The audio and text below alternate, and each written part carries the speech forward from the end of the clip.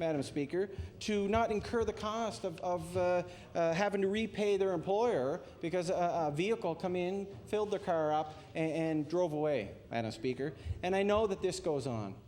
There isn't good protection for these workers, Madam Speaker.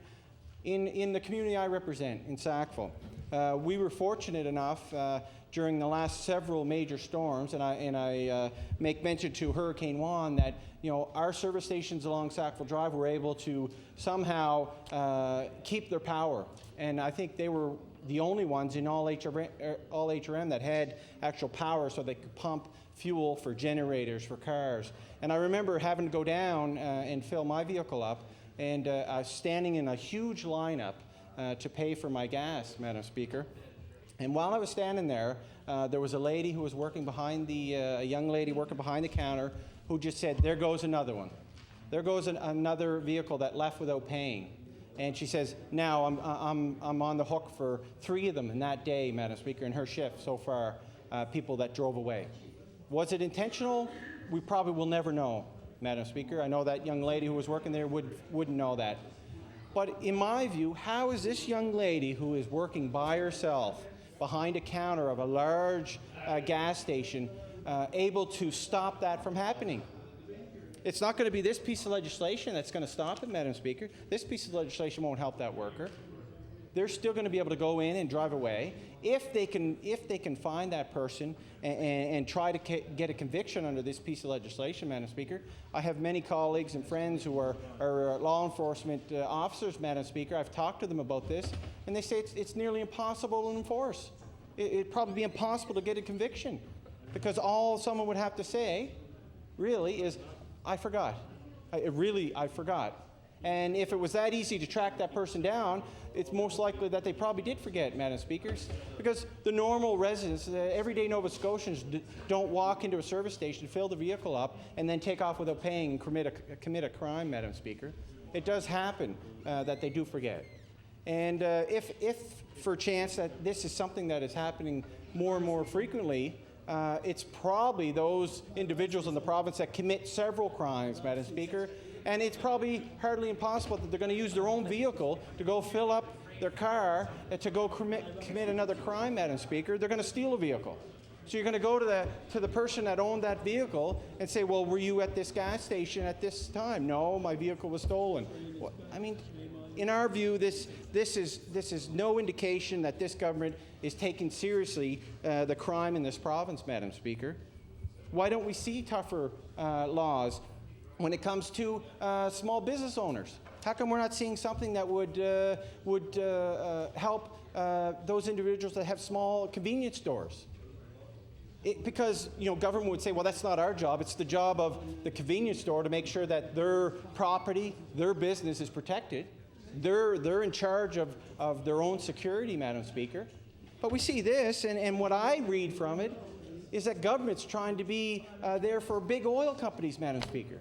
This isn't small, independent-owned, small service stations, Madam Speaker. There's not that many left in the province. We're witness to this. They're closing every day throughout this province, Madam Speaker. This is huge, profitable, billion-dollar profits being made in the oil industry.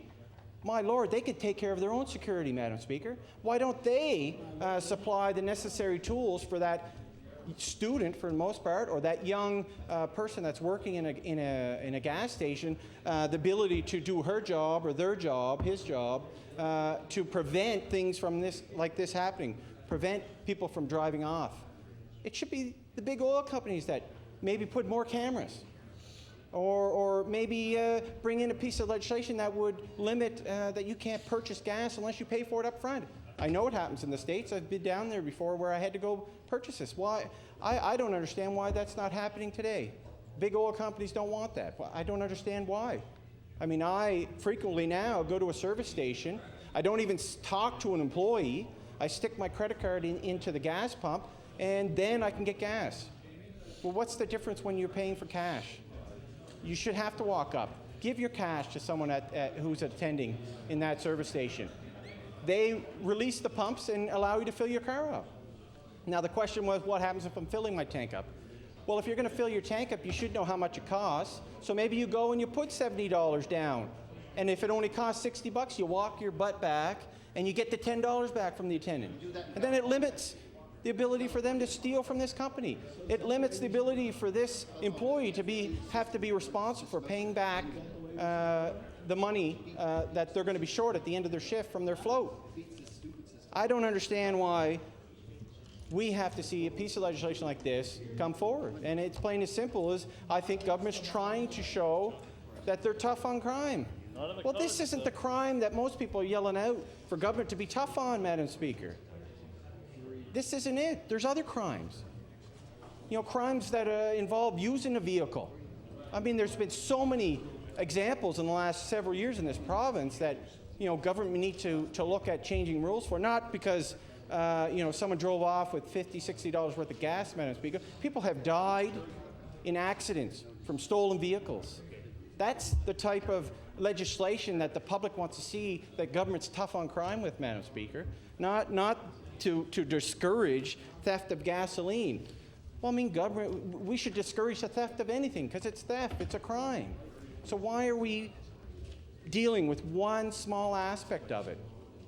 I know the member from Cole Harbour Eastern Passage had stated this, about why are we dealing with just this one area and how difficult it's going to be for lawyers and for police officers to do their job to get a conviction on this.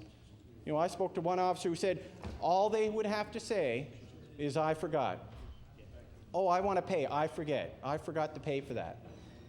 And I don't see how this is going to help one bit to curb those individuals from gassing up and driving away from a service station. I don't see how this is going to help one bit, because I truly believe those individuals that are doing it on purpose aren't doing it in their own vehicles, Madam Speaker. They're doing it with stolen vehicles. They're doing it with a vehicle they borrowed from somebody. So I don't understand why we're dealing with this piece of legislation now, Madam Speaker, when we should be dealing with more serious crimes that are committed, especially with the use of a motor vehicle, Madam Speaker. In this bill 250, we're going to change the Motor Vehicle Act to allow for suspensions up to 6 months for the theft of gas. Well, why aren't we seeing something with if you rob a corner store, rob a bank or a credit union with the use of a vehicle, you lose your license for life. Why aren't we seeing something like that? Why aren't we seeing that commitment from this government to be that tough on criminals? I really believe that's what we should be talking about, Madam Speaker, and that's why we feel we need to get up and talk about this and bring awareness around that this is not where government should be spending their time and energy bringing pieces of legislation forward like Bill 250, especially when it deals with oil companies, Madam Speaker, big oil companies that are profitable, making millions, if not billions of dollars. They should be taking care of their own security, plain and simple, Madam Speaker, just like the small convenience store down on Gottingen Street or on Sackville Drive. They take care of their own security because they want to keep their business running and profitable, making money. They're trying to make a living. And, we see this piece of legislation, Madam Speaker. So that's why I'm standing up and speaking that this is what we should be wasting our time on and our energy on. We should be being more tough on those criminals that are inflicting severe injuries to people, committing serious crimes, Madam Speaker, crimes that can be convicted, that police officers can make arrests on, that lawyers can convict in a court of law, Madam Speaker. Not pieces of legislation like this that in our view is highly unlikely that you're going to be able to enforce in the first place, Madam Speaker. So I hope that government understands, they hear what we're saying, is that the people in this province want this government to be tough on crime, on criminals. Yes, it's illegal to steal gasoline. We understand that. But that's not what the message, and that's not what I've been hearing over the last 2 years as the representative for Sackville. People want the government to be tough on repeat offenders, Madam Speaker. Those individuals that do multiple crimes, commit multiple crimes, that are out on probation now and commit another crime, Madam Speaker. That's what they want government to come forward with and be tough on, not these. I think this minor criminal offense and I use that lightly because I know it's wrong to steal, Madam Speaker, but there's more serious issues out there that government needs to address, and that's what the people of Nova Scotia want them to do. And if the government's refusing to do that, we're going to stand up at every chance we can to promote that they're not doing that. They're not being responsible enough to bring tough legislation in here to deal with criminals, especially repeat criminals, Madam Speaker. And that's what we'll do, and we'll continue to do that.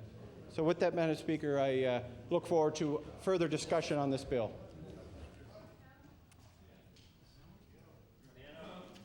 Yeah, I'd like to recognize the... Oh, I'm sorry. I'd like to recognize the honourable member from Colchester North.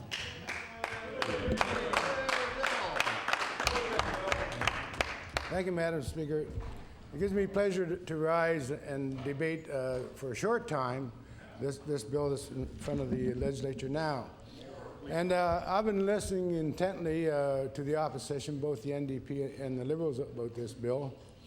And they seem to be in favor, by listening to them, of preventing crime. However, they don't seem to be in favor too much of this bill. Now, they get off track and they start talking about big oil companies. This is not about big oil companies. This is about a theft. It's about a theft of gasoline. And I also been hearing during this legislature about the member from Cole Harbour, and his favorite saying is now, they talk the talk, but they don't walk the walk. That's what he's been saying. So what I'm going to be saying now is, might hear something. Order. The honourable member for Colchester North has the floor. Yeah. What I am saying is that there have been a couple of good points brought up. So what I'm going to do, I'm going to put it back into their lap, the NDP and the Liberal. We're going in front of law amendments. Let's see some amendments to this bill. And here's one that you should think of, which I will support wholeheartedly. That any person who uses a motor vehicle in the commission of a crime shall forfeit their license for 6 months upon conviction. And on a second offense, forfeit their license for 2 years. Now, this is the type of legislation what we need in this province. And this is the type of legislation that we will expect that the members from the opposition to bring in an amendment. I've listened to quite a few of you today, and this is what I would expect. This is a piece of legislation that we have a problem with right now. Order, please. The honourable member for Dartmouth North. Madam Speaker, on a point of order, and I'm somewhat astonished, knowing that the honourable member serves on the government side of the floor, and the honourable member, although he might be a backbencher, it's quite apparent that he does not have the ear of the members of the cabinet. If not, he certainly would not have had to introduce some pieces of legislation that he's encouraging the opposition to bring forward at law amendments. I find this a strange place in which we have with respect to legislation. Order.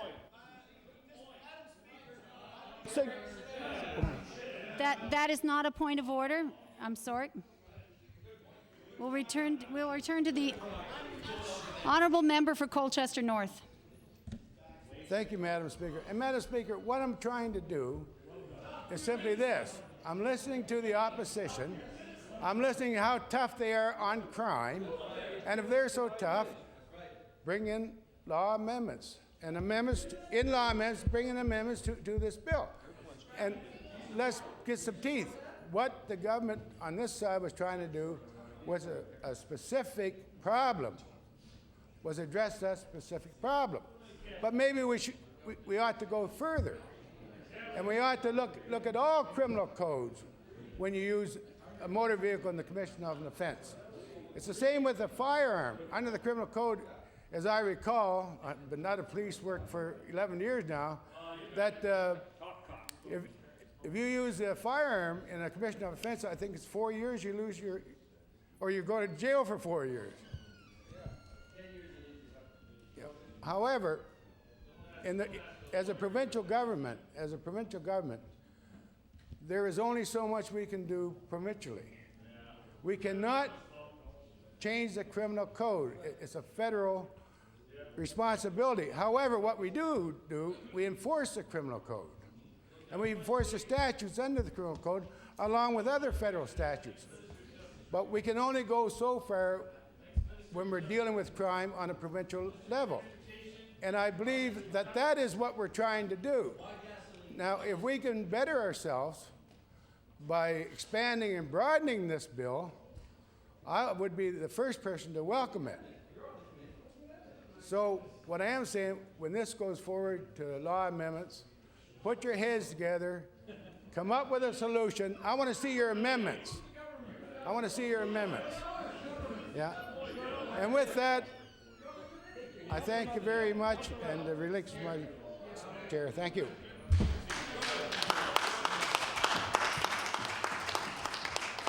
The honourable member for Halifax-Chebucto. Well, I'd intended, Madam Speaker, to deliver what I'm sure would have been one of the shortest of speeches on this bill to be delivered in the debate, or indeed one of the shortest speeches I think I've ever offered to members of the legislature on any subject before. I intended originally simply to say that I agreed 100% with everything that was said by my colleague, the honourable member for Cape Breton Centre. I had thought I would, at that point, simply sit down, enough having been put on the record, but the debate has actually engaged my attention, at least to the extent of encouraging me to perhaps double or treble the number of words that I'd originally thought to put on record. I hope we don't lose sight of our sense of priorities as we engage with this. I know that there's been a lot of noise that this debate has engendered. There's been a lot of crosstalk, that is to say, a lot of back and forth and interruptions here on the floor. It's not clear to me why that is. It's not clear to me why it is that members have decided that this is such apparently an emotional or high volume debate. The bill on its face is trivial and I would say silly. And so it's not at all clear to me why it is that people feel so engaged on both sides. The problem with this bill is that really it goes over the top. It has no clear relationship to what it is that ought to be the objective. If there's a legitimate objective that we can engage with, it is to try to discourage the commission of crime. It's not our job to punish crime. That's something that's essentially a matter for the federal government under the criminal code exercising its federal powers to deal with the criminal law.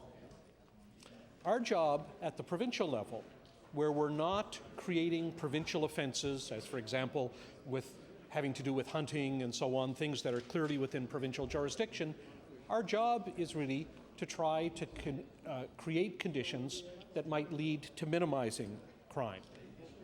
The administration of justice is within provincial control. That means policing is generally within provincial control. So if the objective is to try to reduce a particular kind of crime, then we have to ask ourselves what is likely to reduce this crime. Now, the answer, as suggested to us by Bill 250, is that if you up the penalties, if the consequences are greater, then people are going to be discouraged from committing the crime. I don't think that's really the case. I think, in fact, that what is likely to discourage people from committing the crime is the likelihood of being caught. That seems to me much more likely to influence the thinking of people rather than the consequences that might flow. So what that means to me, if we're thinking only about the gas and dash sort of situation, is that some emphasis should be put on trying to make sure that it's easier to catch people. How would it be easier to catch people? It would be easier if, in fact, the gasoline stations, the retail stations, had what is fairly common in many retail outlets, namely video cameras. Now, video cameras are usually set up, if they're set up at all, in retail gasoline stations, inside the building. So to a certain extent, for the owners, they're keeping an eye on their own cashiers, but they're also keeping an eye on any potential robberies inside the store. That's entirely appropriate. And indeed, that does tend to discourage, although, as we know, not all the time, but it does tend to discourage crime inside the buildings. If something sensible can be done in alliance with the retailers, it might be to set up a system in which closed-circuit video is on outside. That's one possibility. It may be necessary to ally that with a presumption that people have, if they fail to pay, done it deliberately. I'm not sure if we want to go there, but it is a possibility. In any event, people can be identified. And it doesn't matter, it's not a legitimate objection to say that someone else might be driving the car. That's irrelevant. It's easy enough simply to make the registered owner of the car responsible if there's gas and dash, if you've got the license number. Now, there are probably other ways to go about dealing with this. We've heard suggestions that people should be required always to put their credit cards in advance, or to come in advance with their cash and buy the gas in advance. Well, these are sensible measures, and they're likely to deter the crime. They're, in fact, if you have to pay in advance, they're likely to eliminate the crime. So it seems to me that there are alternatives available. So if there are easy alternatives available, why is it that this bill is coming forward? And why is it that this bill is coming forward focused only on gas and dash? If we think that there is some kind of appropriate linkage to be made between the licensing of people to drive cars and this particular crime, I have yet to hear exactly what it is. I don't tend to think of this as a crime involving a motor vehicle, the same way one might think of crimes involving guns. The fact that it's gasoline, the fact that it goes into a car, the fact that people drive off, hardly seems to really focus us exclusively on the fact that it's a car, and therefore your ability to drive should somehow be affected. We have to wonder why it is that there is now a fad to focus on driving and licensing as somehow associated with some kind of criminal activity. Because this isn't the only bill that we've seen that's come forward that has made this kind of suggestion. But what we don't see is a suggestion from the minister that if someone's involved in securities fraud, they should have their driving license removed. And why not? I mean, if this is so much on the minister's mind, if he has correctly, I think, identified driving as an important way in which we carry on our lives, in which we structure our lives, and if he really thinks it's a deterrent, then why isn't he linking it to securities fraud, say? Why isn't he linking it to other forms of white-collar crime? Why is it just this $10, $20, $50 crime that the minister has in mind? Why isn't he thinking about $100,000 frauds? Why isn't he thinking about $500,000 frauds or $1 million frauds? All one has to do is turn to the business pages of any of the national papers any day of the week, and one finds fresh reports of white-collar crimes on a big scale going on to the detriment of investors who are virtually defenseless. Why isn't the minister talking about that? If the minister wants to offer something, why doesn't he make it a wholesale consequence for any kind of criminal activity? Why just do it one by one? Is it because he wants to take the 400 sections of the criminal code that create offenses and bring in bills once, twice, 3, 4, 5, or 6 times a year in which he picks off one offense at a time? Why not do it wholesale? Why not just link them all right now and say that driving is so central to how people carry on their lives that he, the Minister of Justice, who wants to be known as tough on crime, has hit on this brilliant device for discouraging the commission of criminal activity. People are going to be so scared of losing their driver's license that they won't commit any crimes. Well, you only have to say it that way that you realize that this is not an effective remedy. It's not an effective measure. It's not an effective deterrent measure. Often people don't, in the moment, think of the consequences. Even if they're well advertised, people don't think of the consequences. Even people well-educated and in positions of responsibility don't think of the consequences because they think they'll get away with it. Which gets me back to my original point. The best protection is the likelihood of getting caught. That is what is important. That is where the effort should be made. That is where the minister should be directing his attention. That is where he should be directing our attention. The minister should be bringing forward legislation that addresses that. And if he doesn't need legislation, he should be talking about budgetary measures to help local police forces, or he should be making suggestions to the owners of retail outlets, and he might want to talk, for example, about a legal framework for video cameras. If there are legal questions around those, perhaps he should come forward and bring bills that have to do with privacy and situations that have to do with protection of privacy and when it's appropriate to have video cameras and when it isn't. That would be interesting legislation. That would be effective legislation. That would be the minister actually thinking through something that needs to be thought through and which might be an effective deterrent. This isn't.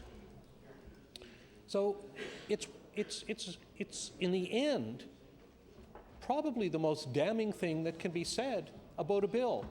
It won't work. It's irrelevant. It just won't work.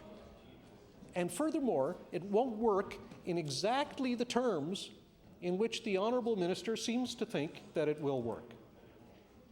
Now, I have a lot of respect for the Honourable Minister of Justice. I think he's a smart fella. And you know what? I think he knows this bill won't work. I think he knows that this bill is a lot of piffle. I think that the Honourable Minister is coming forward with something because he wants to wave it around and he wants to create for himself a certain kind of image. He wants to show that he's engaged in the kind of policing function that leans on people who are potentially vulnerable. I think that he wants to show himself to be, as in the phrase that people have used so regularly in this debate, tough on crime. Now, for what possible reason could the Honourable Minister want to project that image? Well, one could speculate, is it because he has close associates in the retail gasoline business who have suffered so grievously? Well, I haven't heard him say that. I mean, it might be, but I haven't really heard him say that. Could it be that there's a wild outcry out there against gas and dash? I don't know. It's something that occurs because there's such a focus on gasoline due to the high pricing. Of course, there's a little reportage that goes along with this, and we've heard people talk about instances of gas and dash in different constituencies. And so if something is being talked about, I suppose it might have floated into the minister's head that if it's in the press, that maybe he could waste the time of the legislature by bringing forward this measure. I suppose that's a possibility, but I would have thought the minister capable of resisting this impulse. Are there any other possible explanations? I mean, of what use could it be to the minister to paint himself as tough on crime? What constituency might he be attempting to appeal to? Now, like all of us, the Honourable Minister faces re-election whenever the next election occurs. Now, it may be that in his constituency, this is something that's a vital and important issue. Don't think it really is in mine. Don't think it is in most of the other constituencies that I hear. I suppose we have to credit the minister with knowing his own constituency. He's been quite successful there. But I visited the minister's constituency too, and I don't notice it as being so sort of wildly different than most of the other constituencies. I don't notice when I'm there casual chat from people I deal with and meet that cry out for this kind of tough on crime measure. But I suppose there must be a constituency somewhere in the province that somehow thinks that this is an important measure, or that being able to portray yourself in, dare one say, a kind of forward, front of center, leaderly kind of way on this issue might be the way to go. So if the minister wants to take leadership on this particular issue, well, maybe it makes sense. Maybe there is a constituency there that would like to see the minister take leadership on this issue. Don't know that it's widespread. I don't think it is. But I suppose we have to respect the minister's judgment on this. He has the opportunity to bring a bill in front of us and waste some of our time, I guess, on it for his own, I would think, personal benefit. But it's a peculiar measure, I have to say. So I'm left puzzled. I'm left puzzled, as I think many of my colleagues are, as to why it is that we're being invited to think about this bill. I mean, it's interesting to think about it, but not to think positive. I don't find myself thinking positively about this bill. I think it's an unfortunate measure in the end, and that we should recognize it for what it is. And I hope when I hear members in the other two parties grappling with the issues that are raised here, that they'll ask themselves some of the questions that I and others have posed. What is this bill for? Is it really going to be effective? Will it really do the job? Is it anything other than symbolic? Is it anything other than personal? So I hope the members will think seriously about this. We know that on previous occasions, bills have sometimes passed through second reading and gone into the maw of law amendments never to emerge again. Or they stay on the order paper until they just disappear. I would not be unhappy if Bill 250 were one of those bills. Mr. Speaker, that gets me back to my opening point. I had hoped to say really no more than that I agree 100% with the comments of my colleague, the Honourable Member for Cape Breton Centre. And I do agree 100% with his comments, and although I might have moved on for one or two points. I want to thank him for the comments that he made, which were highly impassioned and clear. I thought that he did the job that was necessary here by taking apart this bill, reminding us of what our priorities ought to be. So thank you, Mr. Speaker, for the opportunity to make some comments and put them on the record. I hope I never have the opportunity presented to me to speak on third reading for this bill. Thank you. Thank you.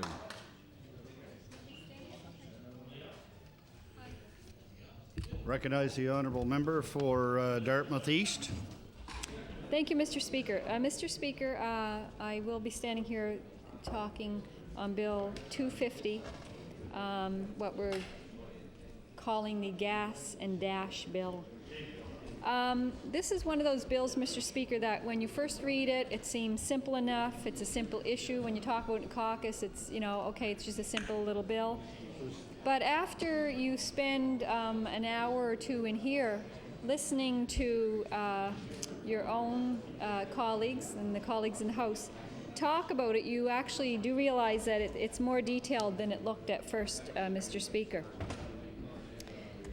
I guess what happens after you've listened to various people talk about it is that it's not really what's in the bill, but what isn't in the bill is the question that you start to ponder. Because the longer you sit here, the more notes you take, the more questions you want to ask, the more things you want to talk about. And so we're here as supposedly lawmakers to make laws, and when somebody puts a law forward that we don't think is appropriate or is missing things, it's up to us to make suggestions in ways that we think we can make it better. So what actually is missing, there's more things missing from this bill than what actually is in the bill, Mr. Speaker. What's missing is we're not talking about the attendants that actually work in these gas stations. We're not talking about the safety issues that they face while working there. We're not talking about how it will be enforced, and we're not talking about who it's going to benefit. Those are just a few things that we're not in the bill, but we're hearing people talk about today, Mr. Speaker. Mr. Speaker, if you have cause to be around young people, you probably know a couple of them that are actually working in a gas station in your community. And I have to say, it really gives me pause for concern when I do hear from young people in my constituency that actually are working in these gas stations, and I want to talk about the safety issues around that, and they're working there alone, late at night. I don't know if they have security cameras, this specific person that I've actually talked to, Mr. Speaker. And I do have a concern for these young people that are working late hours. It's up to them to shut the place down, to control the money that's taken in, to do all these things. And these are young people that are still in high school. We know they're in high school, they're making a minimum wage or a little above. They're trying to put some money away for post-secondary education, or maybe they want to buy a car, maybe they want to pay for car insurance. So those are the kinds of reasons that they're working in these places. And perhaps, and not perhaps, but I do believe they do put themselves at risk by working there alone.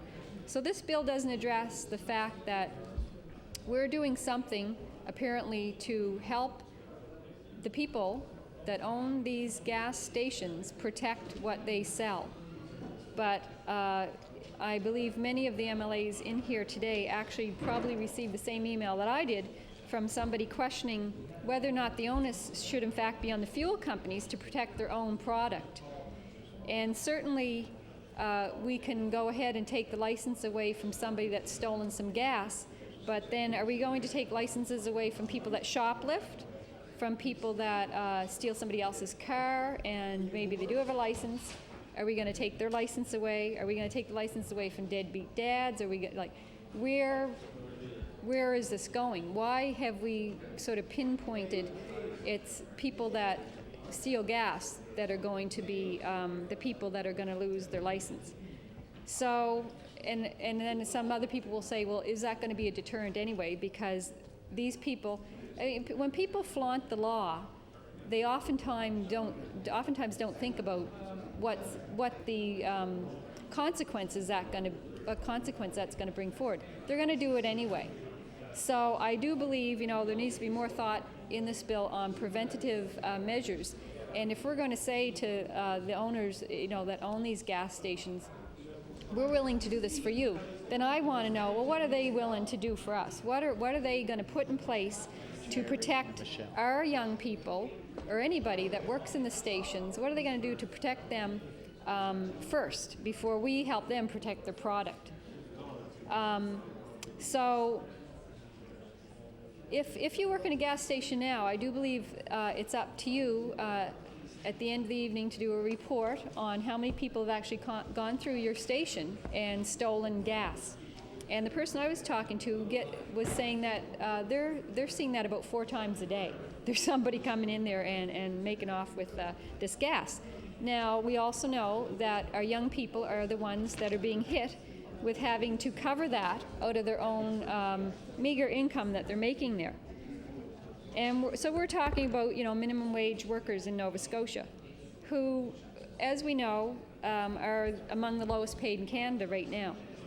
So there's not a lot of money there for them to be forking out to the people that own these businesses. Now, you wouldn't go to Zellers. I don't think Zellers have anything right now where if you were shopping, if you were working at Zellers and somebody shoplifted some, diapers while you were working, does the manager call you into his office at night and say, you owe us $500 at the end of the week because somebody took off with all these diapers? I mean, there's just another kind of way to look at it. Mr. Speaker?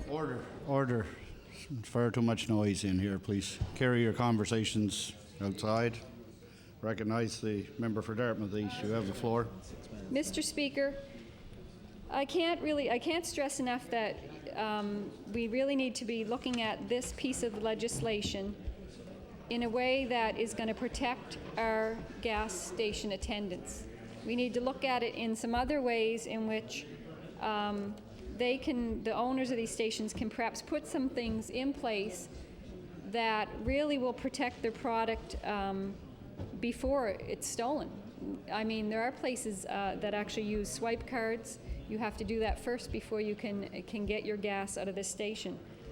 We have heard from, I believe, some people on our police force in HRM that are saying right now that they don't think this is really enforceable, that right now, they track these people down, and most of the time people just say, well, I'm really embarrassed, but I just, I was in a rush, I was going to pick the kids up from daycare or something, and I forgot to pay for it, and I just drove off. I mean, I have driven off numerous times without picking up my groceries. And, I paid for them, but I did go back and pick them up. So, people do forget sometimes. So if our own police force is saying, I question if it's going to be enforceable because people are saying, I just forgot, and you're going to arrest some grandmother, when you go to her door and say, well, or not arrest them, but say, well, you're going to lose your license for 6 months, right? I mean, really. And I would question, I would like to know that before this bill was tabled by the government, how much research did they do? Did they phone around the province? Did they find out how much gas is being stolen? How many people have actually been charged or convicted of stealing gas in Nova Scotia? Like, what do we know about this issue, Mr. Speaker? Mr. Speaker, we know that gas stations around the province have actually been robbed. We know that people are stealing gas from them. And we know that it's up to us here in this room to point maybe this government in another direction. And I think we've seen today that certainly there are serious flaws in this legislation, and we're not sure it's enforceable. We're not sure, well, we know it's not going to protect our young people that work in these places. Does it address the causes of the crime? No. Why are we just picking on gasoline is something we need to protect? Why aren't we protecting our grocery stores, our people that work in in retail, anywhere else, from people taking off before they've paid. So, Mr. Speaker, I think, this bill is going to have to go through the process, and I would hope to see some amendments to it. And I believe one of the number one amendments is going to be put something in there, number one, to protect our workers, the majority of them who are young people, from being dinged with the cost of covering the loss of stolen gas from, why would, these are the minimum wage workers in this province are going to be dinged with maybe, it could be half their salary from their next check. Meanwhile, we're protecting, the big corporations. They, I think, have the finances, they have the resources to protect themselves. I don't think, this, I would question, do we need to be protecting them, or can they not afford to protect themselves? I mean, I think there's some big profits there, and I think we need to think, who is this bill for? Who is this bill about? And how can we make it better? So I'm looking forward to going through, and I hope that we'll do something with it to improve it along the way. So, Mr. Speaker, I would end there. Thank you.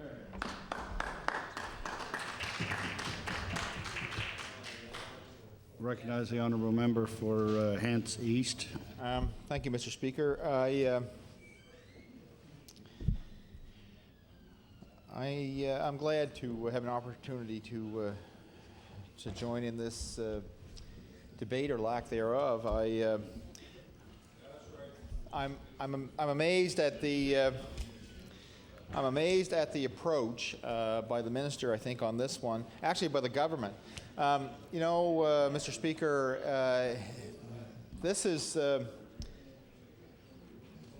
one of those bills that is, you can just read that was generated as a result of just purely political concerns. The high gasoline prices, and then there was the recognition that there were more gasoline thefts recently or previously, and so the Minister of Justice reacts, and I guess the thing that surprises me the most is that the minister's a lawyer.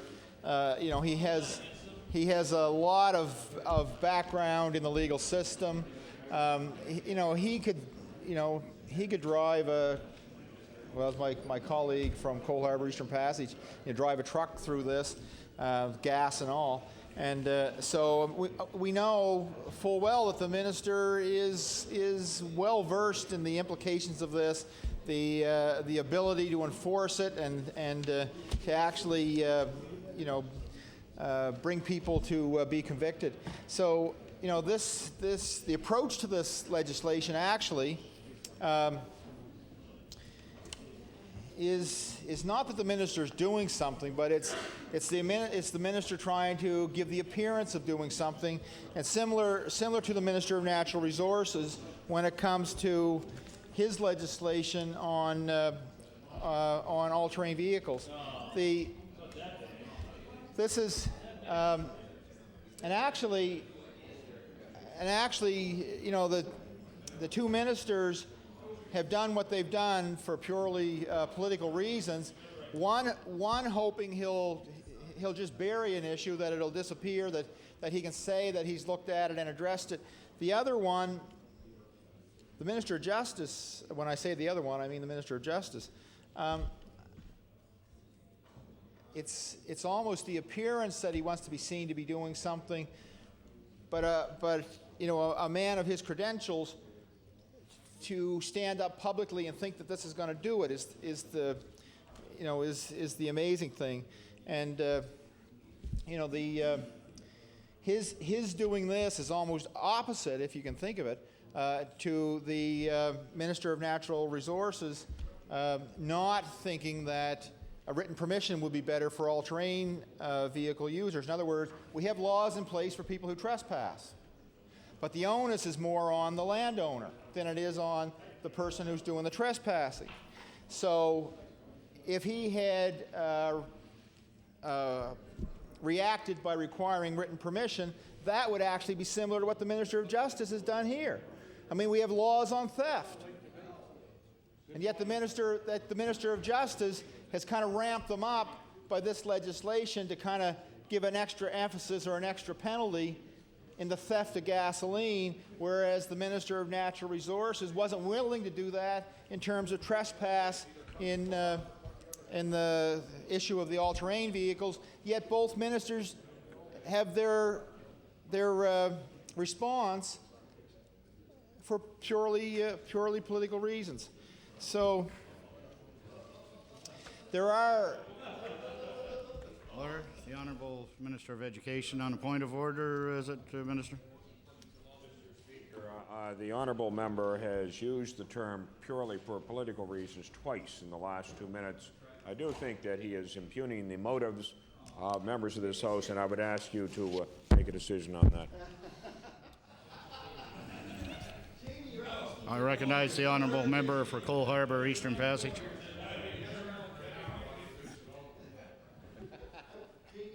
If the, Mr. Speaker, if the Minister of Education actually had a serious point of order, I'd be glad to stand in this House and accept it, but that is not a serious point of order, and there's no way he's impugning motive in that.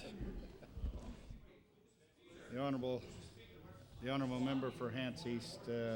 I rule it wasn't a point of order. I'll recognize the Honourable Member for Hants East. Thank you, Mr. Speaker.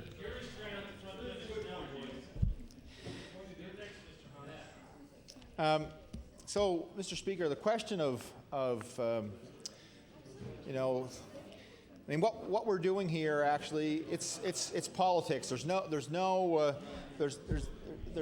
other venue that probably has it ramped up to the extent that in this House of Assembly, it's members trying to use whatever advantage the House can give them to get whatever message out to the public. And that's what's going on here. If the minister was really serious about this issue, and the minister indicated that it's, or actually the member from Colchester North indicated that it's an issue of the time. It's an issue of the time, and this is a reaction to an issue of the time. It's not a reaction to a much broader issue on theft or how to address this issue so that it actually may accomplish something.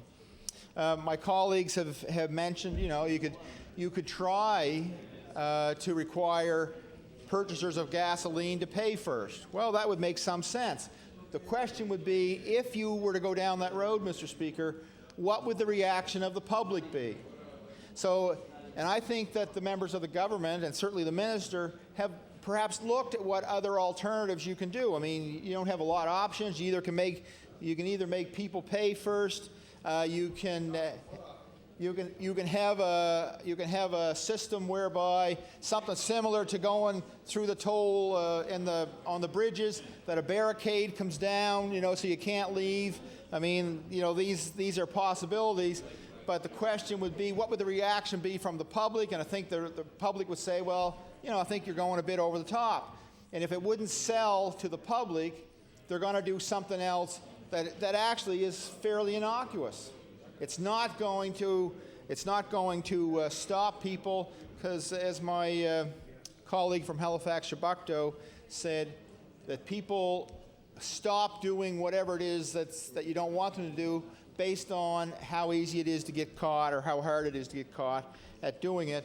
And if the government was going down this road, then they would attack the issue of drivers driving without insurance, you know, in a different way. You know, they'd actually have affordable insurance in this province, and that's what's forcing them.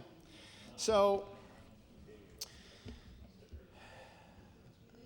some concern for workers would probably be appreciated. My daughter actually works at a gas station at McNeil's in Elmsdale, and although they're a good employer, they don't ding their employees if gasoline gets stolen. And Roy McNeil actually told me of an incident where somebody drove away from his pumps here a week or so ago, and the guy got to New Glasgow before he realized he hadn't paid, and he came back. to pay for gasoline. So let's say now in a situation like that they call the RCMP, and the RCMP pursue this person, to New Glasgow or halfway, and this guy is on his way back. I mean, how many dollars have you tied up in trying to enforce this legislation for $40 worth of gas? So I think this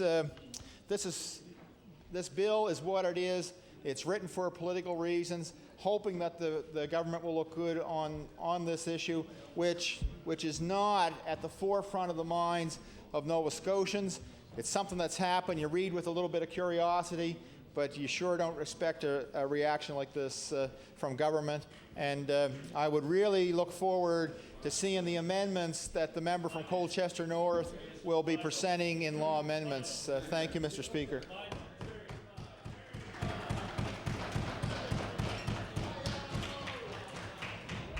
Order. Recognize the honourable member for Dartmouth North. Thank you, Mr. Speaker. I certainly didn't orchestrate that, or didn't request, or didn't pay, or didn't pay for that applause. Mr. Speaker, I want to say that it is with some trepidation that I stand here and speak on this bill 250 with respect to an act to further discourage the theft of gasoline and diesel oil.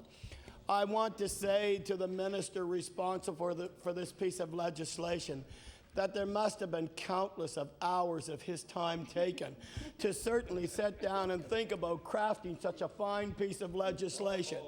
I can assure you that this piece of legislation surely must have been a part of his dream. Because I can tell you, Mr. Speaker, this is the only way that this kind of legislation could have ever been crafted to come to the legislative floor of this House. Of all the legislation dealing with individuals around people employed in the industry and protecting the industry, this is but one minute piece of legislation. I happen to represent a constituency, Mr. Speaker, where in fact I had received a number of calls from businessmen in the community, and I had even received some emails with respect to this piece of legislation. Many of the citizens in my constituency thought that there was a piece of legislation dealing with theft under $1,000, and that in fact legislation existed on the books to address that very issue. Many of the people who operate automotive businesses along the windmill corridor, some 23 automotive-related industries, have certainly expressed a great deal of concern of why there was such a protection to one industry versus no protection to the other industry. There were also a number of individuals whom in fact are employed in that industry who had felt that this in no way would protect them if in fact there was a loss in that gasoline and it was unrecoverable, or that diesel oil, that they would still ultimately pay. Right. Those individuals at one time were called pump island attendants. Right. That's right. That was a title for them because they were individuals whom in fact were out there at the pump islands providing the services of gasoline to all Nova Scotians in this province. And when I say that, Mr. Speaker, I say to all Nova Scotians once again in this province. Though that no longer exists, Mr. Speaker. As a matter of fact, many of the service stations have gone to self-serve. So all the employees are trapped inside as individuals come up and serve themselves with the gasoline and then dash off without paying that bill. You know, and therein lies a very big problem. If in fact we recognize the opportunity for employment for some high school students and university students, and we recognize that this was, you know, an entry-level employment, that individuals could get that first experience and move on, then that would be absolutely fantastic. Then people would be out there, and there would less likely be the individuals whom in fact have pull up to the pump island stations and dash off without paying their gasoline. I want to say, Mr. Speaker, that that's true. And I want to thank the honourable member for Timberley Prospect for bringing that piece of legislation forward. You know, I brought Bill I think it was 59. Back in April of 2004. Yes, sir. 191 bills later, and that bill hasn't even seen the light of day.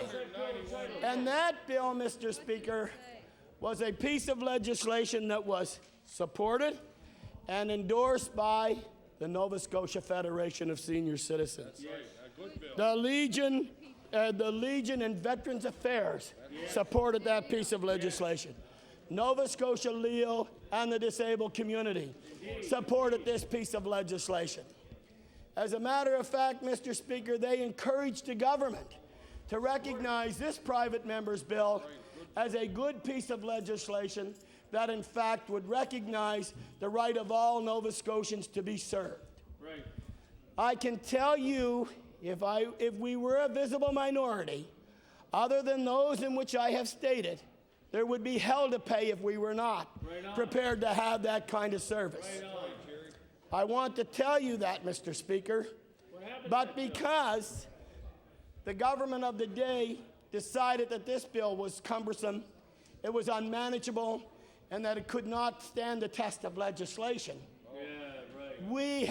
this legislation fell fell through the cracks by this government. Yet this piece of legislation, Bill 250, a bill 191 pieces later, seems to be wholeheartedly endorsed by the government. I want to tell you that legislation should always protect the employee. And the legislation, if it were crafted, as the honourable member from Cumberland had stated, I believe it's Cumberland North, Colchester North, excuse me, the honourable member from Colchester North, who brought forward the recommendation that all related crimes associated with the use of an automobile or the use of a mode of transportation, that the individual would automatically lose their license for 6 months. I have to tell you that I was somewhat shocked and found that that I was at a loss to understand and recognize that the honourable member who is serving on the government side obviously doesn't get the ear of the cabinet minister.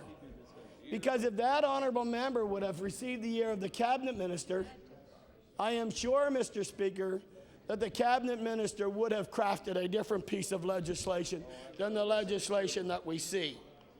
Because that individual member knows that this is as serious as any other crime. And we need to put it in that text. We as a political party are not supportive of individuals taking off without paying for their gasoline, much the same as we are not interested, and we're not supportive, I should say, of individuals who steal groceries or or might absent-mindedly forget about taking their groceries home. We recognize that some of these things happen, but what I want to say, Mr. Speaker, is that legislation must make sure that the employees are not penalized and that the money does not come out of their pocket as a result of someone dashing off, particularly in this case with the stealing of gasoline. What I find extremely difficult, and I will say to this legislature once again, is that we can address the issue of stealing gasoline by way of a legislation, but we can't address the issue of stealing services that should automatically be provided to people in this province, disabled, seniors, and vulnerable citizens who cannot have full service in this province. All the mechanisms, the tools internationally have been recognized that they're there, that allow disabled people with guards, with buttons. I don't mean personal guards, but manufactured, I should say, technical guards that allow individuals to come in, push a button, and require that service.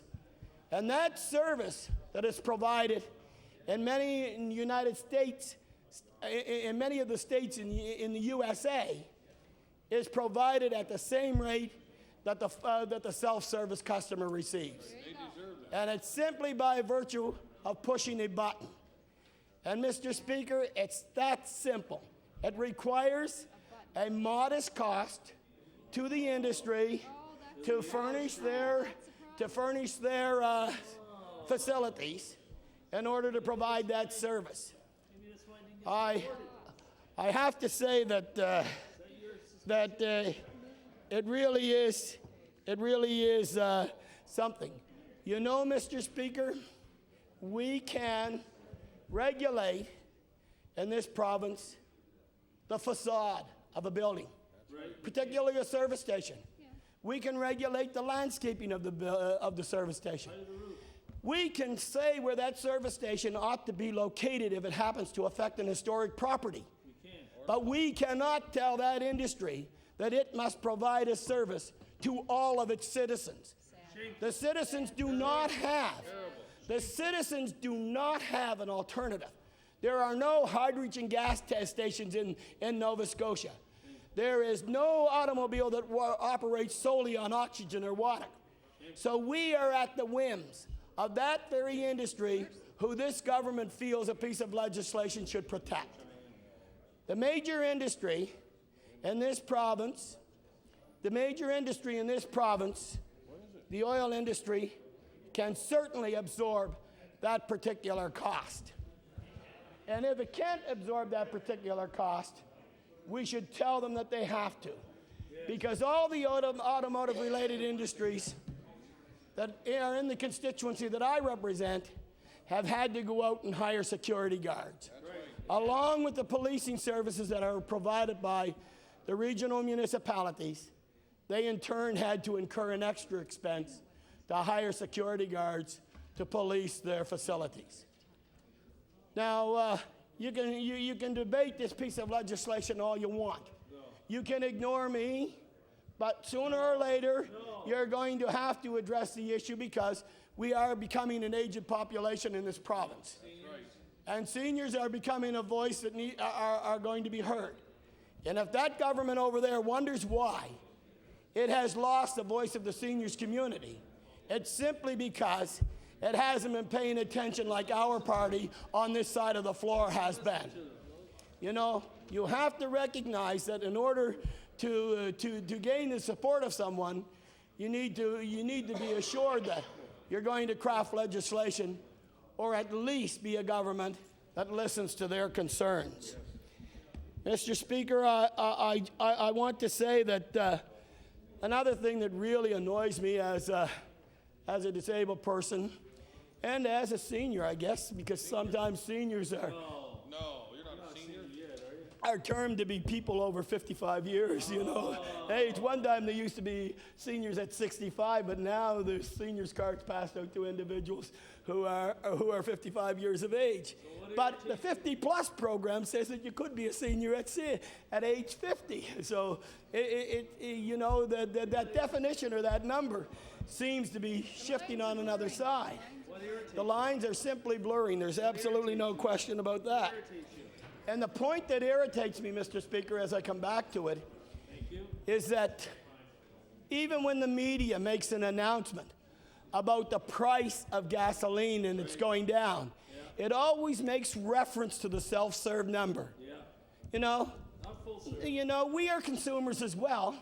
We are out there in an industry, I would say some 35% of us, and I don't have an accurate statistical number on that, but there are some 35% of us who are disabled seniors and veterans who live in this province who know full well that the price of gasoline for us is not under $1.99. It's usually 4 to 6 cents more a liter. And we don't mind, I don't mind, paying for that service, Mr. Speaker, as long as I get it. But the unfortunate part of it is whether I am willing to pay for that service or not, in this province, I can be denied that service. As a matter of fact, in the constituency that I represent, Mr. Speaker, there's been a number of service stations who have actually closed down. There's a number of service stations who have gone to self-serve, and I have had to move further out of my constituency, or at the further end of my constituency, in order to receive the kind of services that we all take for granted. 2 weeks ago, I happened to have been in Cape Breton Island. And I spent some money there. I was a tourist, by the way, and I'm sure that the honourable member for Cape Breton Nova would know because I actually visited his constituency. And I actually had a tour of, the beautiful Cape Breton Island, and particularly the CBRM. And I have to say that on my travels back, I think that the last full service station that was going to provide me service was in Waikakama, I believe. And it was the one stop. You're absolutely right, Honorable Minister. And that was the only place that I was able to get service until I reached Antigonish on the Nova Scotia side of the harbor. As a matter of fact, thank you, Honorable Minister, for that information, but it was the one stop, and the only time that I was able to get service again was in Antigonish, Nova Scotia. Down on the causeway, where there used to be some full service by the Irving Service Station, which even provides a restaurant, the Big Stop, is now all self-serve. And also the Petro-Canada service station is now self-serve. So when I, as a Nova Scotian, have to travel, I have to be extremely careful. Please. It's quite noisy in here.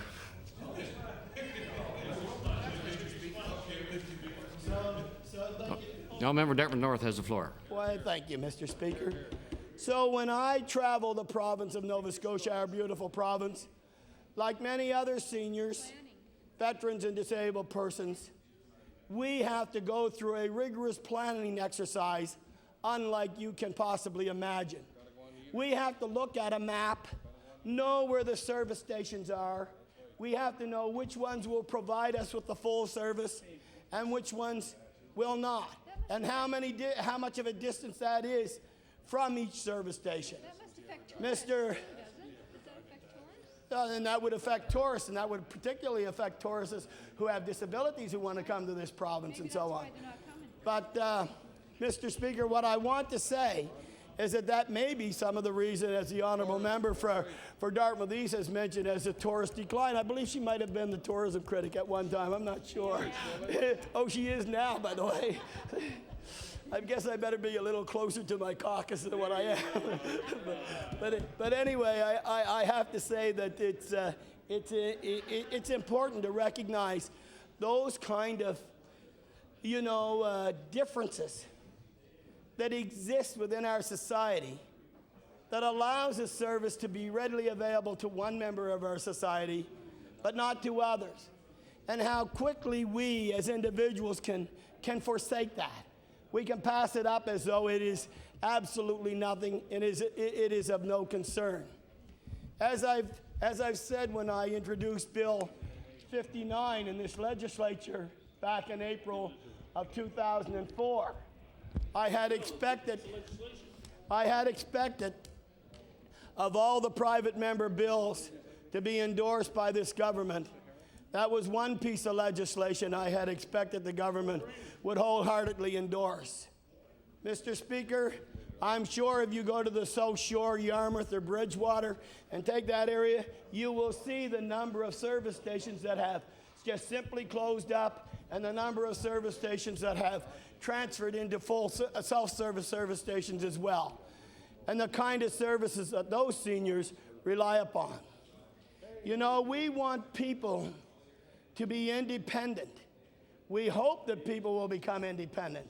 We believe that people have a right to self-reliance and independency. Yet we put the obstacles in their spot to prevent that from happening. And the reason I say that, Mr. Speaker, is this: is because if we did recognize that people have a right to a service, we would be implementing that service immediately, and to give them back their self-respect and dignity. How embarrassing it must be, and I know that I've encountered it a few times, particularly through operations, when I've had to wait for someone to come take my automobile to a service station simply because I couldn't drive it there myself and get the kind of service and drive it to the self-serve service station in order to do the topping up of the gas and oil and to do the repairs. That's the kind of independence you take away from individuals. Individuals who had that independence for such a long period of time. And all of a sudden, as a result of government's inaction, no longer has that opportunity to do that. I want to say that the closing of some service stations is not by accident. The industry has changed considerably. We now, the automotive industry, particularly the manufacturing sector, produces automobiles now that will give you several hundred, I shouldn't say several hundred, but many kilometers, around 40 to 50 kilometers highway driving, that prevents you from having to stop at every service station. So the mileage rates are much better. They're more efficient automobiles. And so unfortunately, some of those industries are going to close. And I do know that there was some talk around a piece of legislation called regulating the industry. And I'm a firm believer and a supporter of regulating the industry if in fact that industry provides the level of service to all its citizens. Sure. Okay, and Mr. Speaker, that's the important thing. I know that I took a trip to Pugwash here about 3 weeks ago. It's actually, I thought that I had visited every hamlet, town, and community in Nova Scotia, but Pugwash was one of those areas which I actually didn't visit. So I actually, It's a beautiful place, Pugwash. As a matter of fact, it is where the salt mining and the salt industry of Nova Scotia, it is the capital of salt industry of Nova Scotia. And it was actually that I had to drive directly into town, pull a right, go down the street, which I forget the name, to an Esso service station. And to get full service. I did not want to take the chance to go all the way from Truro to make sure that I might run out of gas before I got to Pugwash, Nova Scotia. That's ridiculous. Because it's important to get around and view these beautiful hamlets and the towns and villages throughout Nova Scotia and to see a different way of life. And I hope the minister did not craft this legislation in order to try and keep his support in Royal Nova Scotia from small business in Royal Nova Scotia. Because this does not only affect this piece of legislation, Royal Nova Scotia, it affects the entire province, whether you're in Royal Nova Scotia or not. So, Mr. Speaker, I want you to know that, in summary, I think the Minister of Justice must have spent such a tremendous amount of time and loss of sleep hours. I cannot imagine. Order, please. Order, please. There's too much noise in the chamber. I ask the members to go outside, please, if they have to talk. Thank you. Now, Member Dartmouth North.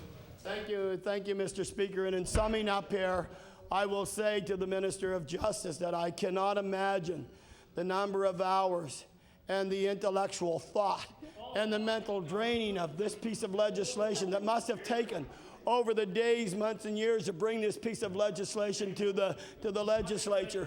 Of all the pieces of legislation that could have been passed in this legislature, this is one that should not have even taken the time that we have put forward here now. So thank you, Mr. Speaker.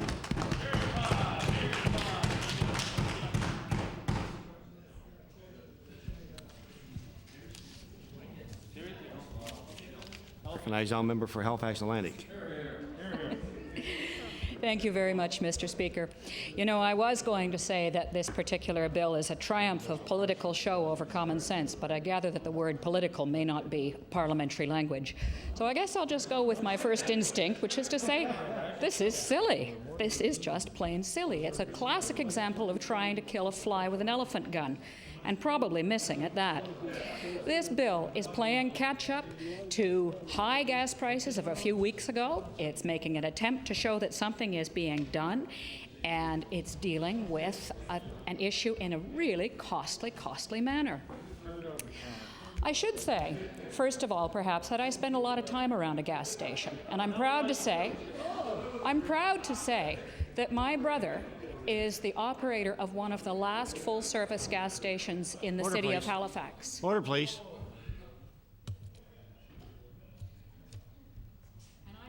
No member for Halifax Atlantic is the floor. As I say, I'm proud to say that my brother is the owner of one of the last full-service gas stations in the Halifax Regional Municipality. And he has a good business. People come to him. They come to him for mechanical work. They come to him for gasoline. In fact, they come to him for conversation and a good laugh at times. And most people seem to want to be at that gas station. Every now and then, though, he will talk about the fact that he has had to, as he puts it, fire a customer. And firing a customer means telling a customer they cannot come back. And why do you tell a customer they can't come back? It's either because it's been completely impossible to fix their car, and still is, or more often because he's provided services or provided gas that somebody hasn't paid for. It's pretty straightforward. That's the way it works. And that mechanism has worked for years and years and years for the operators of gas stations. You'll notice that there are a lot fewer gas stations of all kinds around the province now, and there are various pressures, which we're probably all pretty well familiar with, which are causing that. But one of the effects of that is that you have to drive further now to get from one gas station to another. And you know, if you've messed up your reputation, if you've been fired from the gas station near you, you're going to be paying a lot of money in future to drive to a gas station that doesn't know about you. We've got license plates on cars, and people tend to want to come back and put more gas into that car once they've driven off the gas they stole. So apart from the person who might be traveling through, most car drivers have a pretty good bit of self-interest in making sure that, in fact, they are invited back as a customer. This is the way the system works, and it's the way the system works in a lot of stores as well. I should say that my office, in fact, is in a building which used to be a store, a corner store, but it's not going to be a store anymore. And that's just because of repeated theft. Everybody who tried to keep that store open found that they lost so much money through, the candy, the whatever it was being taken. And they finally said, okay, this isn't worth it. But, first of all, there's a huge investment in gasoline. Gasoline is hard to get your hands on. You don't exactly just dip your fingers in and leave. And secondly, why would we then set out to protect one particular type of product from theft unless it was for display purposes? That's all I can say. So, I know how close to the bone gas dealers live, and they do, and they are constantly, retail gas dealers, they are constantly trying to keep just ahead of the game. But I also know that there are an awful lot of really easy ways to solve a problem like this. What about the fact that you have to get out of the car, self-serve or not, to put in the gas? You have to get, or to pay for the gas that a full-service attendant has put in. You do have to get out of the car. So what is so extraordinary about paying first and taking the product later? Nothing. And it's actually some very young children who have suggested that to me in recent days, that that's the way to deal with it. You just say, pay for the gas, then you get the gas. Pretty straightforward. There are ways to do that too. I mean, we have portable Interact machines everywhere. I think a gas pump would be a wonderful stage for an Interact machine that was big enough, the buttons were big enough to see. No reason you shouldn't just key in how much you're paying, have it approved, get the gas. If you want to do it that way. Otherwise, you go into the store and you do it, or you hand over the cash and then you get the gas, whatever it is. Of course, I suppose you could provide your attendants with guns and let them shoot out the tires if you wanted. But, I think so. These are elephant guns.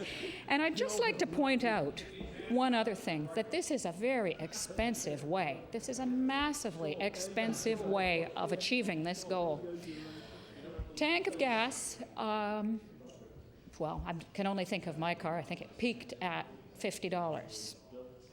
But I can tell you that there are an awful lot of people in my constituency who nominally live in a city. They live in the Halifax Regional Municipality, and they live way beyond the reach of public transit. They absolutely have to have cars, and they have to have licenses if they want to attend school, or worse, if they want to work. So you take away somebody's license for a period of time who has no access to public transit, they may have a hard time with access to work. And that's going to cost everybody a lot more than the $50 tank of gas ever could. So I would say that this is a way of punishing a lot of people. It punishes the taxpayer as well when the job is gone. It certainly punishes the person who's left with the $50 gas, who may not, in fact, have thought of what used to be a trick used by an old friend of mine who always wore a good watch, and it seemed to be a good country habit that when he forgot his cash, he left his watch as hostage. That seemed to be a well-respected tradition. Whether it works in the days of digital watches, I don't know. But if you have a good watch, that's one way to do it. But the other thing about this, of course, is that if you take away somebody's ability to drive for 6 months, even if it doesn't take away their ability to work, if there's not somebody else in the household driving that car is going to sit idle. And you know what? The car isn't going to be consuming gas during that 6-month period or whatever. So who's ending up losing money if it's not the gas dealer? More money as a result. So really, Mr. Speaker, this is a cumbersome way to achieve something that is achieved all the time, just in the run of the day. People want more gas, they don't steal the first tank.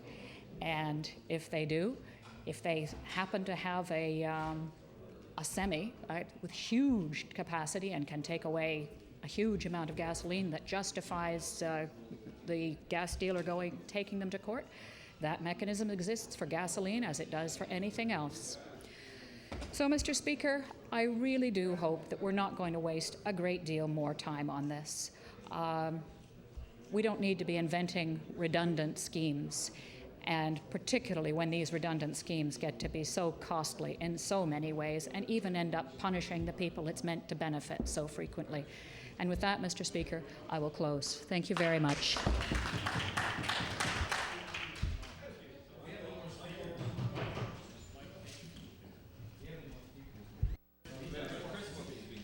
The Honourable Minister of Agriculture and Fisheries.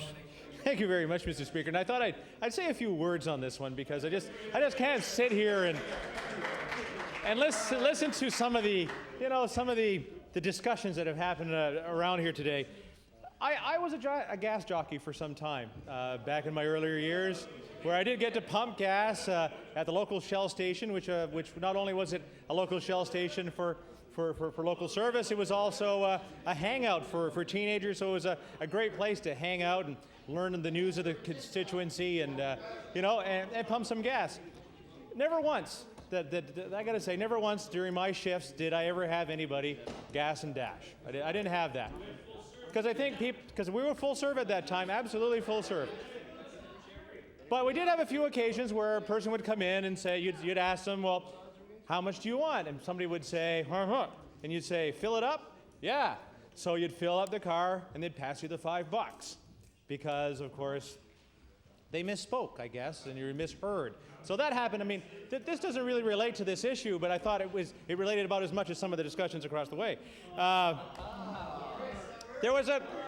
the biggest misspeak, I don't know what you want to call it, that we talk about we're here cozying up against big oil, and that's not right, because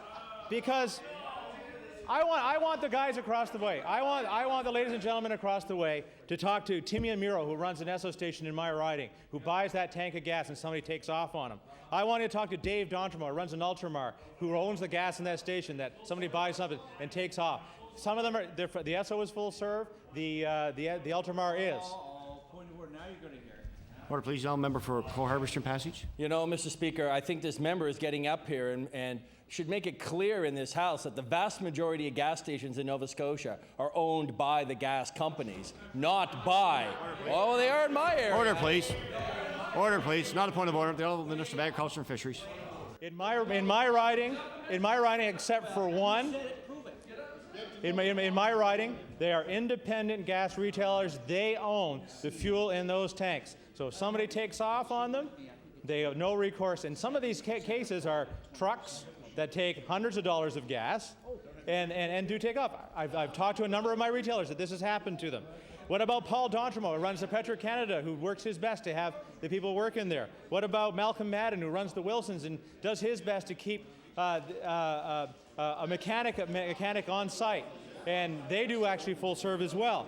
Guy Surratt, who runs the Ultramar. So, Mr. Speaker, I just wanted to make the point here that it is not just protecting big oil, which seems to be the thing being perpetrated here. It is about protecting businesses in our local ridings, in our local areas, protecting the small business guys on people driving off on them. And so, Mr. Speaker, on that, I got to say, I support wholeheartedly this bill.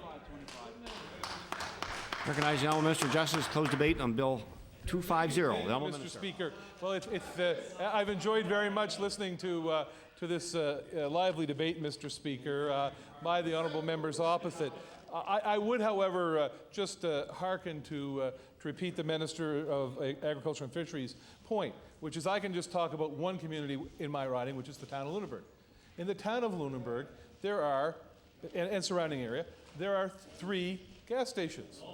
There are one is full serve, and two are full serve. One is self serve, Mr. Speaker. Of those gas stations, Mr. Speaker, however, those 3 gas stations, 2 out of those 3 gas stations are owned by small, independent business people who are the victims of a crime. This is not a victimless crime. This is not a victimless crime, Mr. Speaker. It's not a victimless crime. And Mr. Speaker... Order, please. Now, Mr. Justice has the floor. I indicated during the discussion of this bill when it was prior to its introduction that this is not a panacea for all the problems. But at least it is a step at trying to remedy the problems. And with that, Mr. Speaker, I would like to move second reading of the bill. Motion is for... Order, please. Order, please. Motion is for second reading of Bill 250. Is the House ready for the question? All those in favor say aye. Countermanded, nay. Motion is carried. Bill number 250, an act to further discourage the theft of gasoline and diesel oil. This bill will be referred to the Committee on Law Amendments. The Honourable Deputy Government House Leader. Yes, thank you, Mr. Speaker. At this time, public bills for second reading. Bill number 254, Motor Vehicle Act. Bill number 254, the Honourable Member for Cole Harbour Eastern Passage. Thank you, Mr. Speaker. I'm glad to have an opportunity to speak on another justice bill. And it's a great opportunity as well to point out what happened back in 1999 when I believe it was the Minister of Justice was in opposition. He was the justice critic at the time for the third party. And I believe, you're right, he wasn't. Sorry, Mr. Speaker, let me correct. Mr. Speaker, you were the justice critic at that time. That's right. In fact, it might have been your bill now that I think of it. Anyway, there was a bill in 1999, I believe, to maintain, or 1998 or 99 to pass with regard to drunk driving. And there were certain provisions in that piece of legislation that the then leader of the third party, now Premier, was very eager to promote, that proved that they were serious about dealing with a problem in this province, which was drunk drivers. And at the time, there was a passage of legislation that allowed for the impounding of vehicles, Mr. Speaker, impounding of vehicles of those who had more than one conviction with regard to drunk driving, offenses under the criminal code, impaired driving. Well, Mr. Speaker, that was never proclaimed. 7 years later, the cabinet of this Tory government has refused to proclaim that provision. They have refused to proclaim a provision that we think, at the time we voted for it, at the time we said it was a good idea. If someone is a repeat offender, you should impound their vehicle. That was a great idea. The Premier, now third-party leader then, was more than willing to make that a point with regard to his ability to promote the fact that they were serious about getting tough on drunk drivers. Yet this government, for 7 years, this cabinet has met weekly, and they have refused to proclaim that provision, Mr. Speaker. And yet they come back in this House now. They come back in this House with Bill number 254, asking for another provision with regard to drunk drivers. And again, there is no proclamation date on this bill. There is no proclamation date. Again, it will be up to Cabinet to approve it. And Mr. Speaker, this is the problem we have. We gave them an opportunity in 1999 when they passed the bill at that time, and they refused to proclaim it for 7 years. Now they're coming back with a second bill with no proclamation date, and we're supposed to believe that this time they're serious about dealing with drunk drivers, when the last time they had a chance to deal with this, they refused to pass the bill. They refused to proclaim it, Mr. Speaker. It's an act on the books, and the impounding of the vehicles has never been proclaimed by this government after 7 years in power, Mr. Speaker. That is a problem. That is a concern I have, because at this point, with regard to drunk driving, with regard to the provisions, Mr. Speaker, I have no faith that this government is serious about doing anything about it. This minister can get up here and continue to make comments in this House, continue to make speeches saying he's serious about these issues, but yet he has refused to proclaim a provision that his party introduced in 1999 when they were in opposition, that they have had an opportunity to proclaim for 7 years as government, and they've refused to do it, Mr. Speaker. It's not only myself that's saying that. Let's look at Mothers Against Drunk Driving Canada, MADD as it's called for short, MADD. I think it was earlier this year that they gave this government a C. I think it was one of the bottom marks of any government in Canada, because this government has refused to proclaim the provisions that they passed themselves, wanted passed when they were in opposition, has said that there's a lot of things they haven't done with regard to this issue. Now, clearly, this minister wants to pass something else because he thinks it might help appease some of the concerns. Maybe he's hoping to get a better mark. Maybe it's like homework. He didn't get it right the first time, so this time maybe he'll try and show that he's actually getting it right. And in return, he's hoping maybe to get a B or a B plus this time from MADD Canada, probably just before an election even. Wouldn't that be a coincidence, Mr. Speaker? I wouldn't want to assume that there's any politics involved in this. But the fact is that this minister, MADD Canada, criticized him and his government earlier this year in saying they are not serious about dealing with drunk drivers in Nova Scotia, that they have not introduced the provisions that need to be introduced. And yet this minister comes back in this House and refuses to put a proclamation date on this bill, because we're supposed to assume that we're supposed to trust him on this, when in fact, Mr. Speaker, in 1999, there was no proclamation on that bill either, and it was no proclamation date, and it was never proclaimed, Mr. Speaker. This is the problem I have with this legislation. Why could we not have put something in here to allow for proclamation of the provision in 1999 that was passed, yet never proclaimed? If they are serious about this, there's a provision right now in our legislation under the Motor Vehicle Act that allows for the impounding of vehicles for repeat offenders who end up having to who have convictions for impaired driving, Mr. Speaker, yet this government refuses to proclaim that. And I don't know why. They've never provided us on the record or off the record a reason as to why they refuse to proclaim it, Mr. Speaker. And frankly, after 7 years, to come back in this House with another piece of legislation without a proclamation date, proclamation pending cabinet approval, is basically saying to Nova Scotians, you trusted us once and we didn't do it, so trust us again. Well, I think most Nova Scotians are going to question why they should trust them on this, Mr. Speaker. That's right, yes. Why should we believe you now? I think that's an old saying we've heard in this House. And Mr. Speaker, let's talk about the actual provision they do have, which is the interlocking device. Now, the minister, I unfortunately wasn't able to provide many of these details when he moved second reading on this bill, Mr. Speaker, but clearly there are concerns around this as well. My understanding is that there are provisions in this bill that would allow for someone to have, I don't know if it's half or two-thirds of their sentence suspended if they're willing to purchase the interlocking device. Well, Mr. Speaker, that's someone told me it's around $1,200 for one of these devices, Mr. Speaker, or maybe, and presumably you're going to need one for each vehicle in your family. Well, Mr. Speaker, yeah, this is a way for people who have.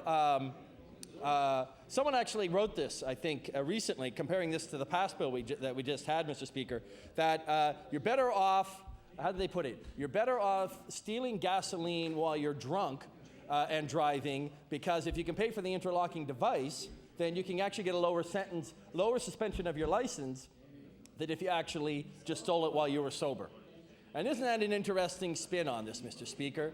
That basically this government is allowing for the suspension, the removal of a portion of the suspension of the license if they purchase the interlocking device. So if you can buy your way out of jail, you can buy your way out of the punishment, here's an opportunity to do that. Well, that basically shows to us that there's one set of rules for those who can afford it and one set of rules for those who cannot, Mr. Speaker. And that's not the basis of a justice system.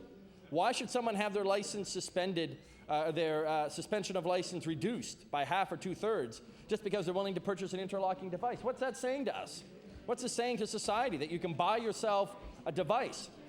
And let's talk about that device. This device is on specific vehicles. Maybe on your vehicle if you're convicted. Maybe on your wife's vehicle or your children's vehicle in the family. But what prevents me from them borrowing a friend's vehicle? What prevents me from renting a car and going out and drinking and driving? Because I have my license back. Are we going to ensure that these devices are going to be attached to every vehicle that someone convicted of drinking and driving is going to be driving? No. There might be some benefit to having an interlocking device, but it is very limited.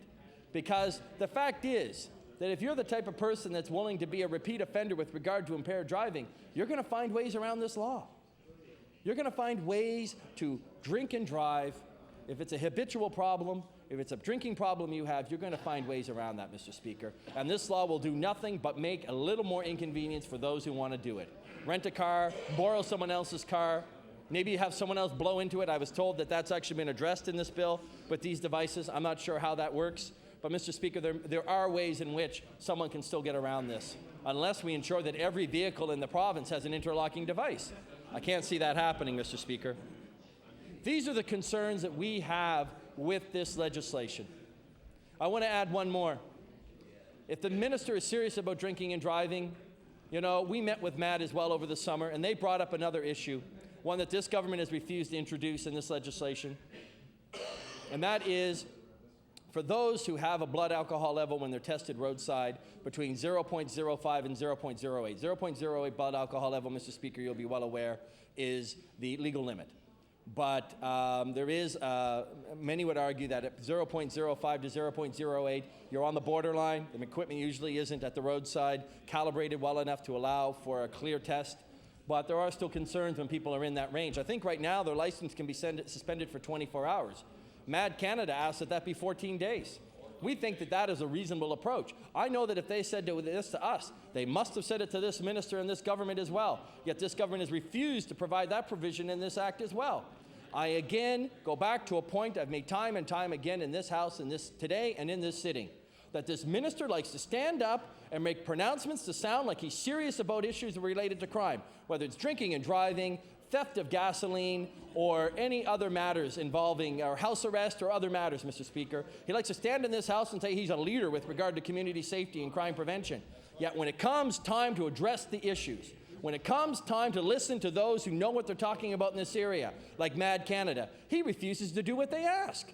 He refuses to proclaim the peace that was actually there before. Order, please. Recognize the Honourable Minister of Justice on a point of order. Yes, a point of order, Mr. Speaker.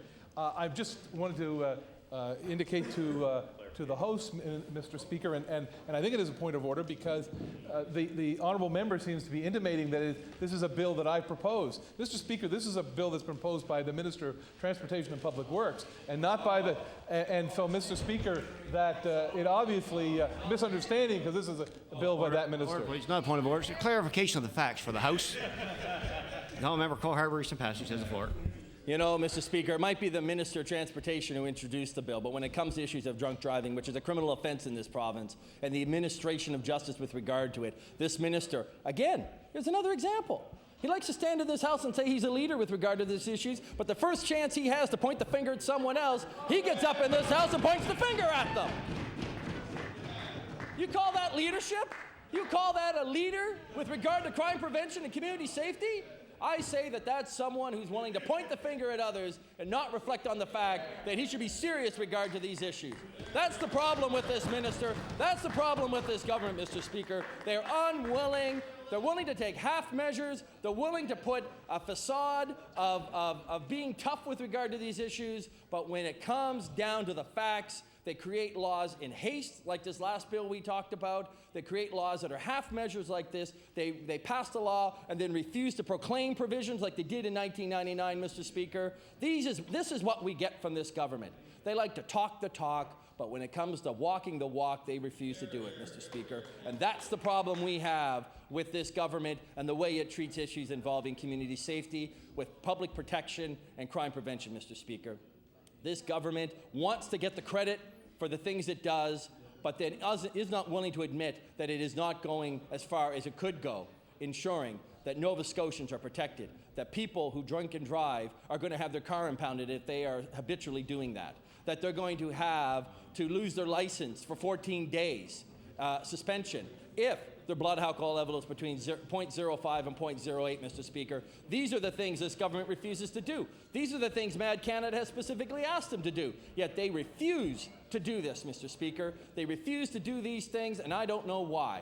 This minister will stand in this House and talk like he knows that he is able to provide these provisions, yet he also knows there are many other things he could be doing, yet he refuses to do them, Mr. Speaker. And I'm tired of this minister continuing to try and take credit for trying to be tough with regard to issues when in fact he is soft on them. He continues to be soft on them, and I said this on the last bill and I'll say it again. We're here to keep him accountable. We're here to keep this government accountable and make sure that every time they try and stand in this House and say like we're going to protect, that they're going to stand in this House and say they are going to protect the community. They're going to make the community safe. They're going to prevent crime. We're going to be here to call them on it and point out that they're not doing everything they can. Thank you. Thank you. Recognize the honourable member for Victoria the Lakes. Thank you, Mr. Speaker. It's a pleasure to stand and speak on Bill 254.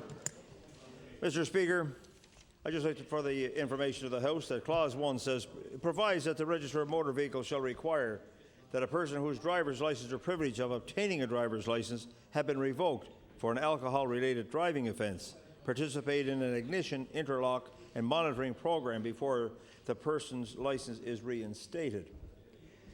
Well, I hear lots of advertisements about drinking responsibly. I don't hear anything being advertised about driving responsibly, Mr. Speaker. My learned colleague from Digby, Annapolis, has informed me that he has met with the Mothers Against Drunk Driving this summer, and they like this legislation, but they feel it should go further. Rather than having it a voluntary program that you could involve yourself in or become part of, MAD would like to see that it would be a mandatory program. So that's something possibly that the government could consider, and making it a little stiffer, showing more leadership, and kind of coming down hard on those, Mr. Speaker, who break the law and drink and drive. You've only to try to put yourself in the position of a parent or a relative who has suffered the loss of a family member to a drunk driver. When a person who could contribute to society, who has their life snuffed out because somebody has one for the road, or is addicted, or just doesn't care because it can never happen to them. Mr. Speaker, this legislation about the ignition lock, I'm just wondering if there's a loophole there for a driver, an addicted driver, maybe an abusive parent or an abusive relative who decides to take another driver with them, or have that second person blow into the ignition lock system and have it on lock, or whether two guys want to go for a little drive and have a drink and bring one of their children with them who is intimidated by the abusive parent, and when it's time periodically, I understand that a light will flash on the dash you have to re-blow into the machine again to keep the vehicle operational, that maybe this child is forced to do that, if that's a loophole in this ignition lock system. I'm not sure if that's the case, Mr. Speaker, but I look at it as an out for somebody who is willing to try to be Mr. Goody Two-Shoes and do this and look like he's trying to, or her, trying to abide by the law, yet at the same time has worked out a way of circumventing the law. So, Mr. Speaker, I'm wondering, like I said, as a second driver or a third party, I'm sure that Mothers Against Drunk Driving will search this out, and the government will hear more about that. Something that hasn't been mentioned, Mr. Speaker, in the I'll just move to Clause 3, which doubles the fine for speeding in a school zone. Order, please. Order, please. Just remind the honourable member not to go clause by clause. We're in the principle of the bill in second reading. Thank you. The honourable member for Victoria Lakes has the floor. Okay. Mr. Speaker, in principle, there are another section of the bill that deals with excessive speed in school zones and excessive speed in construction zones known as temporary workplaces. And Mr. Speaker, I have to commend the Minister of Transportation for being so astute, because the honourable member of the Liberal Party from Clayton Park introduced a private member's bill to double the fines for speeding in those two areas. I myself, Mr. Speaker, asked that honourable member to refrain from including temporary workplaces, because being the critic for transportation, I thought it would be to my benefit also if I were to introduce a private member's bill for the transportation end of it. But the Honourable Minister of Transportation on the government side of the House saw fit and made the move quick. I compliment him on that, Mr. Speaker, because all three topics that have been mentioned are serious offences. We have to protect our children in our school zones. People are speeding through there. I personally witnessed and almost became a victim recently at the area out off of what's being known as the Dartmouth Interchange, where the signage is more than sufficient.